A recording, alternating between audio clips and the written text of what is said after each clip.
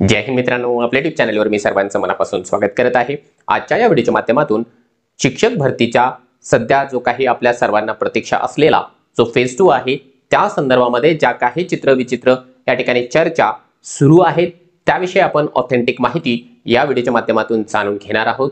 प्रमुख महत्त्वाचा प्रश्न की खऱ्याच अर्थाने जो फेज 2 होणं अपेक्षित आहे तो होणार आहे का, आणि होणार असेल तर मग त्याच्या पाठीमागचं कारण काय आहे, कधीपर्यंत होऊ शकतो, किंवा त्याच्या संदर्भामध्ये ज्या काही महत्त्वाच्या तुमच्या प्रश्नांना या ठिकाणी अजूनही उत्तर मिळू शकलेलं नाही, क्वालिफिकेशन, एजचा क्रायटेरिया, त्या सगळ्या बाबतीमधले उत्तर आपण या व्हिडिओच्या माध्यमातून जाणून घेणार आहोत। परंतु तत्पूर्वी आपण जर चॅनलवर नवीन असाल तर आमचं चॅनल सबस्क्राइब करा, साईडचा जे बेल आयकॉन आहे त्याला देखील प्रेस करा, जेणेकरून शिक्षक भरतीच्या संदर्भामधल्या कोणत्याही माहितीची अपडेट आपल्याकडून मिस होणार नाही। चला तर मित्रांनो, एक एक करून जे आहे आपण तुमच्या सर्व प्रश्नांची या ठिकाणी उत्तरं बघणार आहोत। परंतु उत्तरं बघण्याच्या पूर्वी आपण जर येत्या अभियोग्यता आणि बुद्धिमत्ता चाचणीची या ठिकाणी तयारी करत असाल तर आम्ही तुमच्यासाठी घेऊन आलेलो आहोत एक महत्त्वाची बॅच जी आहे मिशन टीच बॅच 2.0, जी की येत्या अभियोग्यता चाचणीकरिता अत्यंत जास्त उपयोगाची या ठिकाणी असणार आहे। कारण यामध्ये तुम्हाला डेली टेटसाठी आवश्यक असलेले जेवढे सब्जेक्ट्स आहेत त्या सब्जेक्टचे लाईव्ह लेक्चर्स असेल, लाईव्ह लेक्चर जर मिस झालं तर सेम लेक्चर रेकॉर्डेड फॉर्मॅटमध्ये तुमच्याकरिता अवेलेबल असणार आहे। त्यातल्या त्यात PDF नोट्स असणार आहेत, एक्सपर्ट फॅकल्टी आहे आणि अशी फॅकल्टी आहे जी केवळ आणि केवळ IBPS ला या ठिकाणी टीचिंग करते आहे आणि यांनी यापूर्वी कित्येक वेळा स्वतःला सिद्ध देखील केलेलं आहे। आपल्याला जर या लोकांचं मार्गदर्शन हवं असेल तर प्ले स्टोर वरून मास्टर टीचर नावाचं जे ॲप्लिकेशन आहे ते डाउनलोड करा आणि यांचं मार्गदर्शन सहजपणाने मिळवा। कारण मागच्या 2022च्या परीक्षेमध्ये 1000 पेक्षा जास्त जे विद्यार्थी आहेत ते आज शिक्षकपदी या ठिकाणी रुजू झालेले आहेत। आता बघूया आपण की आपला जो काही महत्त्वाचा प्रश्न आहे की एक्झॅक्टली फेज 2 होणार आहे का। आता सध्याच्या घडीला मी बऱ्याचशा चर्चा ऐकल्या वेगवेगळ्या सोशल मीडियाच्या माध्यमातून, व्हॉट्सअप असेल, टेलिग्राम असेल किंवा काही युट्यूबर्सच्या माध्यमातून देखील वेगवेगळ्या प्रकारच्या या ठिकाणी ज्या आहेत आपल्याला ज्या काही नॉलेज आहे त्या नॉलेजप्रमाणे या ठिकाणी घटना आपल्यापर्यंत पोहोचवताना आपल्याला बरेच जण दिसत आहे। मग त्यापैकी एक्झॅक्टली खरं काय।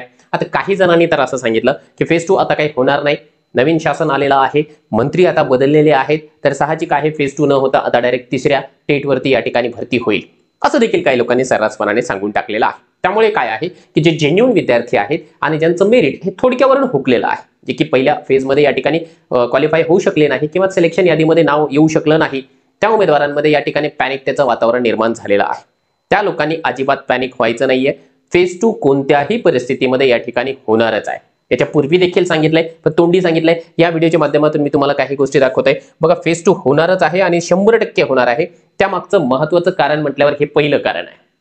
काय आहे, फेज 2 होण्याकरिता आपल्याकरिता सर्वात जास्त महत्त्वाचं काय होतं की मंत्रालयीन स्तरावरून आपल्याला त्याला परवानगी घेणं आवश्यक होतं। मग इथे जर का तुम्ही या ठिकाणी पाहत असाल तर महाराष्ट्र शासनाच्या वतीने म्हणजे शालेय शिक्षण आणि क्रीडा विभाग हे याच्या अंतर्गत आपली शिक्षक भरती येते, यांच्या वतीने ऑलरेडी सप्टेंबर महिन्यामध्ये म्हणजे 10 सप्टेंबर 2024 लाच या संदर्भामध्ये एक पत्र निर्गमित केलेलं आहे।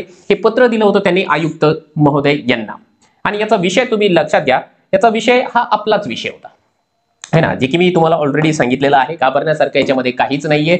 पवित्र पोर्टल मार्फत खासगी संस्थांसाठी मार्गदर्शक सूचना तसेच दुसऱ्या टप्प्यातील शिक्षक पद भरती करण्यासाठी नव्याने येणाऱ्या जाहिरातींसाठी SCBC किंवा OBC या प्रवर्गातील आरक्षणाचा लाभ तसेच 10% रिक्त पदांकरिता कारवाई करण्याबाबत हा त्यांचा विषय होता। म्हणजे मंत्रालयाने त्याला ऑलरेडी परवानगी दिलेली आहे। बघा, याच्यामध्ये स्पष्टपणाने सांगितलेलं देखील आहे की कशा प्रकारे या ठिकाणी माननीय मंत्री महोदयांच्या सूचनेनंतर या ठिकाणी 10% ज्या जागा होत्या त्या रिक्त ठेवल्या होत्या, परंतु आता त्यांनी या ठिकाणी सांगितलेलं आहे की 10% रिक्त पद भरतीबाबत प्रमाणपत्र घेऊन जे आहे दुसऱ्या टप्प्यातील भरतीमध्ये रिक्त 10% पद भरतीचा समावेश करण्यात यावा। म्हणजे काय आहे, मंत्रालयाने ऑलरेडी त्याला परवानगी दिलेली आहे। आता मंत्री बदलू द्या किंवा काही होऊ द्या, ठीक आहे। आता आपल्याला समजलेलं आहे की माननीय जे केसरकर साहेब आहेत त्यांनी मंत्रिपदाचा शपथ या ठिकाणी घेतलेला नाही, म्हणजे आपले शिक्षण मंत्री आता बदललेले आहे। मग शिक्षण मंत्री बदललेले जरी असेल तरी ही जी परवानगी मिळालेली आहे ऑलरेडी, जी की सप्टेंबर महिन्यामध्ये मिळालेली आहे, त्याला कोणी नाकारू शकणार नाही। त्याच्यामुळे आपल्याला चिंता करायचं नाहीये। मग त्यांच्याकडून आपल्याला ज्या गोष्टी हव्या होत्या त्या गोष्टी आपल्याला मिळून गेलेल्या आहेत। यामध्ये सगळ्या गोष्टी सांगितल्या। यामध्ये जे आहे एक महत्त्वाचा मुद्दा हा देखील त्यांनी या ठिकाणी सांगितलेला आहे की भरती प्रक्रियेमधील जे अपात्र, गैरहजर आणि रुजू न झालेले उमेदवार आहेत यांच्यामुळे जी काही रिक्त राहिलेली पदे आहेत उर्वरित उमेदवारांमधून गुणवत्तेनुसार भरणे हा भरती प्रक्रियेचाच एक भाग आहे। हे एक लाईन तुम्ही लक्षात घ्या, ज्यांना कुणाला अजूनही डाऊट असेल ना की फेज 2 होतो किंवा नाही, त्यांनी एक गोष्ट ही लक्षात घ्या की या ठिकाणी अपात्र गैरहजर रुजू न झालेले यांच्या जागेवरती इतर उमेदवारांना या ठिकाणी जे आहे संधी देणं, हा म्हणजे काय आहे, चालू असलेल्या भरती प्रक्रियेचाच एक भाग आहे. म्हणजे त्या दोन्ही भरतीला वेगवेगळं आपण समजू शकत नाहीये, त्याच्यामुळे त्याला आपल्याला भरती करावीच लागणार आहे.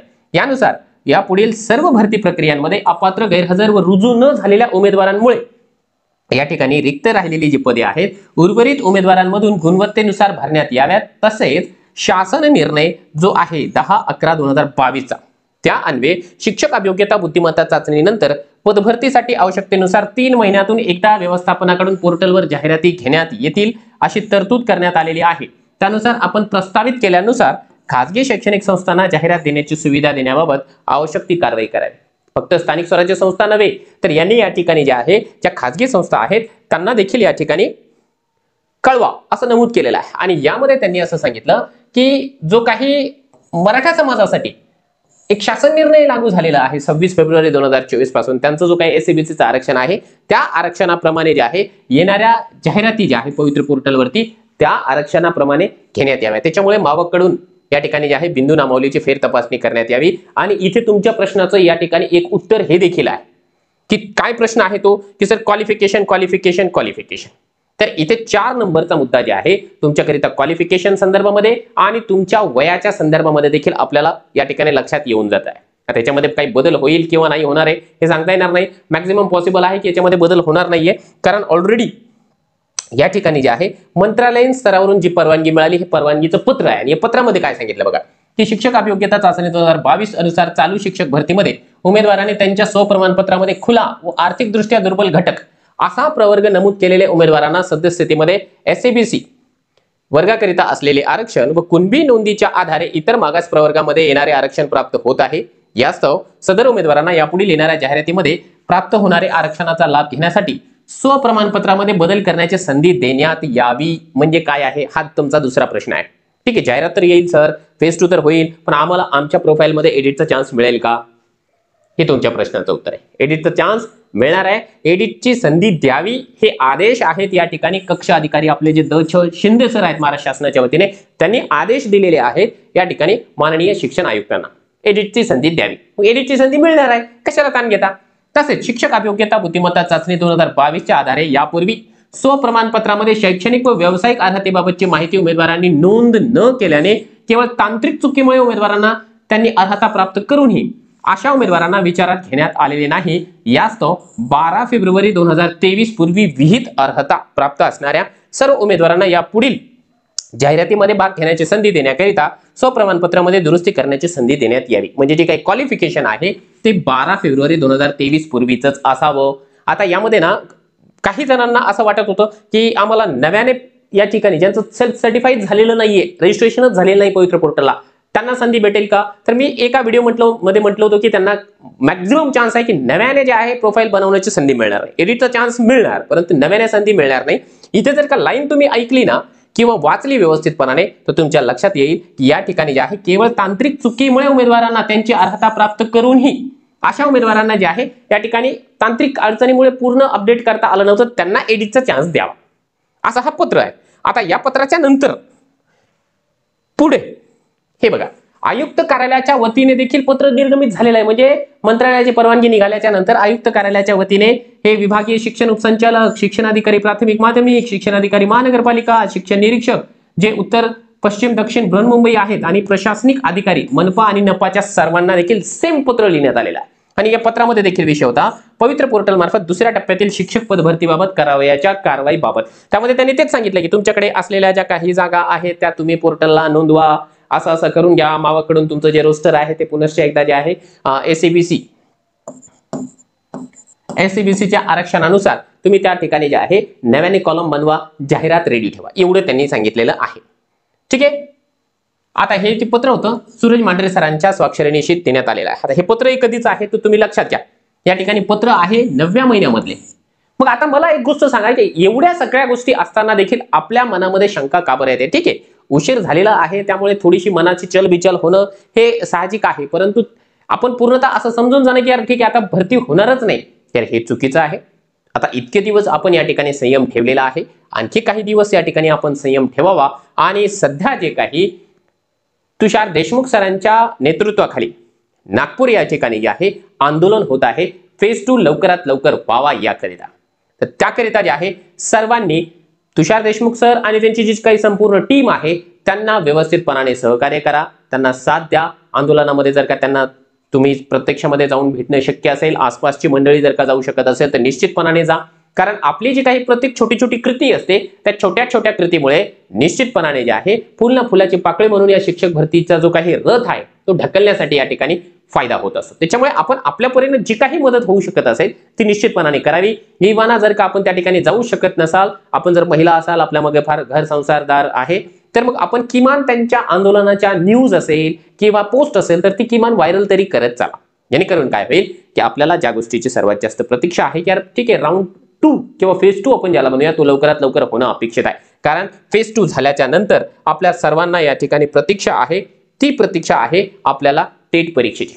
कारण हा राऊंड आपल्याला कंप्लीट करून या ठिकाणी शासनानं आपल्याला कोर्टामध्ये प्रॉमिस केल्याप्रमाणे टेटची परीक्षा देखील या ठिकाणी घ्यावी लागणार आहे. त्यामुळे त्याचा देखील तुम्ही आपल्या आपल्या परीने या ठिकाणी जे आहे प्रिपरेशन करणं, तयारी करणं हे आवश्यक आहे. कारण जेवढ्या लवकर तयारी करेल साहजिक आहे तो बाकीच्या उमेदवारांपेक्षा कितीतरी पावलं जे आहे तेवढे पावलं या ठिकाणी पुढे राहणार आहे. त्यामुळे आपल्याला जर का अभ्यासामध्ये मार्गदर्शनाची आवश्यकता असेल तर तुमच्यासाठी IBPS मध्ये एक्सपर्ट असलेले हे लोक आहेत, हे शिक्षक आहेत ज्यांना मागच्या कित्येक वर्षांचा या ठिकाणी टीचिंगचा अनुभव आहे. यांच्या सानिध्यामध्ये आपण अभ्यासाला सुरुवात करा. निश्चितपणाने आपला स्कोर जो आहे तो वाढल्याशिवाय राहणार नाही. कारण येणारी जी परीक्षा आहे IBPS घेणार आहे आणि ही लोक IBPSलाच मागच्या कित्येक वर्षांपासून शिकवत आहे. आपल्याला यांचं मार्गदर्शन हवं असेल तर प्ले स्टोअरला जा आणि मास्टर टीचर हे जे ॲप आहे ते डाउनलोड करा. आणि सोशल मीडियावरती पसरणारी जी काही प्रत्येक पोस्ट असते जरुरी नाही की ती खरीच असते, आपण जे आहे त्याला व्हेरीफाय करा आणि त्याच्यानंतरच संबंधित गोष्टीला या ठिकाणी जे आहे विश्वास ठेवा, असं माझं तुम्हा सर्वांना या ठिकाणी जे आहे या व्हिडिओच्या माध्यमातून आवाहन असेल. सर्वांना फेज 2 साठी देखील खूप साऱ्या शुभेच्छा. अपेक्षा आहे की लवकरात लवकर आपल्याला फेज 2 च्या संदर्भामध्ये पोर्टलला सूचना देखील यावी आणि एडिटचा टॅब देखील लवकरात लवकर जे आहे तो उपलब्ध होईल.